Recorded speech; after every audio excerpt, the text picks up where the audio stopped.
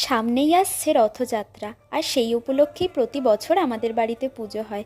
তাই এইবারে মায়ের আবদার, মায়ের ঠাকুর ঘরে একটা আলপনা এঁকে দিতে হবে। যদিও কয়েক বছর আগে ছোট্ট করে একটা আলপনা এঁকেছিলাম মায়ের ঠাকুর ঘরে, কিন্তু তখন যেহেতু কলকা করতে পারতাম না, তাই এমনি কয়েকটা রং দিয়ে ফুলের মতো এঁকে দিয়েছিলাম। তাই ভাবলাম ওই রংটাকে আর না তুলে ওটার ওপরেই একটু কলকা করে দেওয়া যাক। কিন্তু যেহেতু আগের আঁকাটা বেশ অনেকটাই ছোট ছিল, তাই আরেকটু জায়গা বাড়িয়ে নিয়ে কলকাটা করেছি।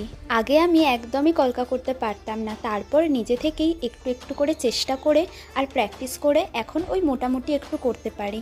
তাও অনেক ভুল হয়, যদিও আমি কলকা কখনো শিখিনি, ছোটবেলায় আঁকা শিখেছি, আর তারপর থেকেই নিজে একটু একটু করে করার চেষ্টা করি। আমার এই আলপনাটা তো মায়ের বেশ পছন্দ হয়েছে। তোমাদের কেমন লাগলো অবশ্যই কিন্তু কমেন্ট করে জানাবে। আরও নতুন নতুন ভিডিও নিয়ে আসছি খুব তাড়াতাড়ি। ততক্ষণের জন্য বাই।